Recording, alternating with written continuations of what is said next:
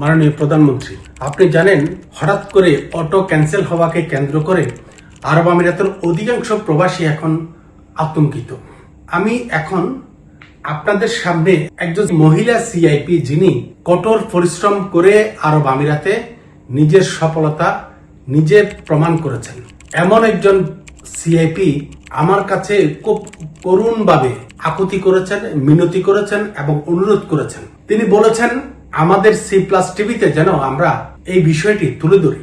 আজকে এই মহিলার বক্তব্য, লক্ষ লক্ষ প্রবাসীর বক্তব্য প্রায় একই মনে হওয়ার কারণে আমি এটা তুলে ধরলাম। মাননীয় প্রধানমন্ত্রী তারেক রহমান, আপনি কি শুনতে পাচ্ছেন তাদের আহাজারির কথা? এই আহাজারি আমি আপনার সামনে তুলে ধরলাম। আমি জানি না আপনি শুনবেন কিনা, বাট গত কয়েকদিনের ধারাবাহিক ভাবে আমরা যে নিউজগুলো করেছি, এই নিউজগুলোর ধারাবাহিকতায় আমি আপনার দৃষ্টি আকর্ষণ করতে চাই। অধিকাংশ প্রবাসী আপনার কাছে একটা ত্বরিত সিদ্ধান্ত চায়, ত্বরিত পদক্ষেপ চায়। শুনুন ওনার কথা। বিভিন্ন উরকে আমি মেসেজ করেছি, আর্জেন্ট কথা আছে, আমার ফোনটা একটু ধরেন। উনি আমার মেসেজ ঠিকই দেখেছে, কিন্তু আমার জবাবও দেয় নাই। ইভেন আমি ফোন করেছি, ধরেও নাই। দেন আমি রাষ্ট্রদূতকে মেসেজ করেছি, রাষ্ট্রদূতের সাথে আমি কথা বলতে পারিনি, মেসেজের জবাবও পাইনি। আমি প্রধানমন্ত্রীর কাছে বলতেছি যে আমরা কার কাছে যাব আপনি বলেন। আমরা অনেক নিরুপায়, এখন এত বেশি নিরুপায়, এত বেশি অসহায় হয়ে গেছি যে সত্যি কথা ভাষা নাই, এখন শুধু কান্নাই আসতেছে। আসসালামু আলাইকুম। প্রবাসীর পক্ষ থেকে সবাইকে শুভেচ্ছা। আশা করি সবাই ভালো আছেন। আমার নাম হচ্ছে শেফালী আক্তার আখি, আমার বাড়ি হলো বরিশাল। আমি 24 বছর দুবাইতে আছি, একজন গার্মেন্টস ব্যবসায়ী এবং সিআইপি। আর আমাদের রেস্টুরেন্ট আছে। এতদিন যাবত যে সমস্যা ছিল তাতেও আমরা খুব ভালোভাবে আলহামদুলিল্লাহ কাজ করতেছিলাম। তো আমাদের দুবাইয়ের যে সমস্যাটা তো জানেন, যে ভিসা বন্ধ, ভিজিট ভিসা বন্ধ, ফ্যামিলি বন্ধ। এখন যে সমস্যাটা হচ্ছে যে ভিসা আছে, দেশে যাওয়ার পরে এবং রিনিউ, এই সমস্যাটা আমি প্রধানমন্ত্রীর কাছে বলতেছি যে আমি তো অনেক ট্রাই করি, বিগত থেকে সবসময় আমি বলে আসতেছি, আমি সবসময় লেবারদের নিয়ে কথা বলি যে আমাদের যে সমস্যাগুলা, কারণ আমরা মিডল ইস্ট থেকে যে রেমিটেন্স যায়, রেমিটেন্স আপনাদের বাংলাদেশে যায়, অন্য দেশ থেকে কিন্তু যায় না। আপনার ইউরোপ কান্ট্রি চিন্তা করেন, এরা সবসময় কিন্তু নিজেরটা চিন্তা করে, কিন্তু আমাদের মিডল ইস্ট থেকে সবচেয়ে বেশি রেমিটেন্স বাংলাদেশে যায়।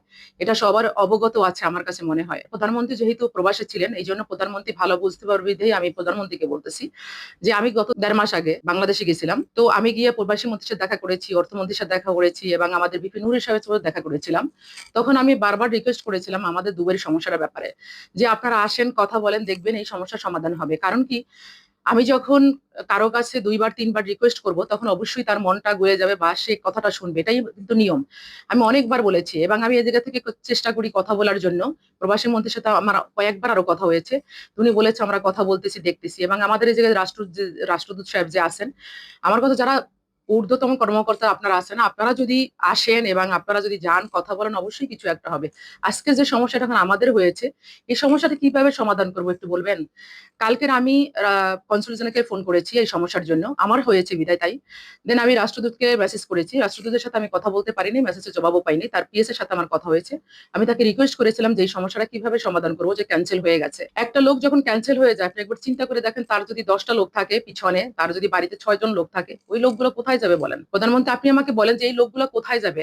আর আমরা বিনতি কার কাছে আর করবো বলেন? যখন দেখি কারো কাছে হচ্ছে না, তখন তো আপনার কাছে আমরা পাঠানোর চেষ্টা করি। তো কারো মাধ্যমে না কারো মাধ্যমে আপনার কাছে যাবে, এটাই আমরা আমরা আশা করি যারা প্রবাসে থাকে। আজকের আমি পরে কালকের আমি কনসুল জেনারেলের সাথে কথা বলেছিলাম। তো কনসুল জেনারেল সাহেব আমার ফোন ধরেছিলেন, তো আমাকে বললেন যে এই ব্যাপারে আমরাও কথা বলেছি। তো আপনি দেখেন, মেসেজ করে স্যারের সাথে কথা বলতে পারেন কিনা। তারপরে আমি বিভিন্ন উরকে আমি মেসেজ করেছি, আর্জেন্ট কথা আছে, আমার ফোনটা একটু ধরেন। উনি আমার মেসেজ ঠিকই দেখেছে, কিন্তু আমার জবাবও দেয় নাই। ইভেন আমি ফোন করেছি, ধরেও নাই। তাহলে আমরা কার কাছে যাব আপনি বলেন? আমরা তো চেষ্টা করতেছি নিচ থেকেই উপরের দিকে যাওয়ার জন্য। এইজন্য আমি আপনার কাছে আমার রিকোয়েস্ট, আমাদের এই সমস্যাটা কিভাবে সমাধান করব বলেন? একটা লোক যখন দেশে যায়, দেশ থেকে আসার সময় সে কত ইচ্ছা করে আসতেছে, আশা করে আসতেছে যে একটা লোকে প্ল্যান করে তার আরো 5 বছর আমি বিদেশ করব, 2 বছর আরো বিদেশ করব, তারপরে সে দেশে চলে যাবে, কিছু একটা করবে। এটাই তো নিয়ম, তাই না? এখন এই লোকটা যখন এয়ারপোর্ট থেকে ফিরে যাবে, তখন আপনি বলেন এই লোকটা কিভাবে বাঁচবে? তার ফ্যামিলি, সে তো প্ল্যান করেনি এখনো যে আমার কাছে টাকা আছে, আমি এটা খাবো। সেটা যে কিন্তু প্ল্যান করেনি। তার প্ল্যান হইলে আরো 5 বছর আমি ব্যবসা, 5 বছর আমি আরো বিদেশ করব, তারপরে এসে আমি কিছু একটা করব। তাহলে এই হঠাৎ করে যে হওয়াটা, এয়ারপোর্টে এসে চলে যাওয়াটা, আপনি একবার দেখেন তার উপর কতটা প্রভাব পড়ে এবং তার ফ্যামিলির উপরে। এই জন্যই তো এত স্ট্রোক করে মারা যাচ্ছে অল্প বয়সে। এত কেন মারা যাচ্ছে আপনি বলেন? দেশের সবকিছু হারাই এসে প্রবাসে আসে, আসার পরে যে এই অবস্থা হয়। আমার অনুরোধ আপনার কাছে, প্রত্যেকটা প্রবাসীর পক্ষ থেকে আপনার কাছে আমার অনুরোধ যে এই ব্যাপারটা আপনি দেখবেন। আমি এই জন্য সরাসরি আপনাকে আমি দিচ্ছি, আপনি কোনোভাবে না কোনোভাবে আমি জানি আপনি দেখতে পারবেন। দেখলে আমার এই রিকোয়েস্টটা আপনি দেখেন, আমাদের এই সমস্যাটা আপনি দেখেন, কিভাবে করবেন আপনারা করেন প্লিজ। কারণ আমি অনেক জনের সাথে, আমি যেভাবে বলেছি আপনাকে, আমি অনেক জনের সাথে চেষ্টা করেছি, ইভেন আপনার কাছে আমি ইমেলও করেছি, আমি অনেক জনের কাছে চেষ্টা করেছি এগুলো বলার জন্য, করার জন্য, কিন্তু আমি পাচ্ছি না। আমি এখন পর্যন্ত সকাল থেকে আমি আর মেসেজ দেইনি, আমার রাষ্ট্রদূত একটা মেসেজের জবাবও এখনো দেয়নি।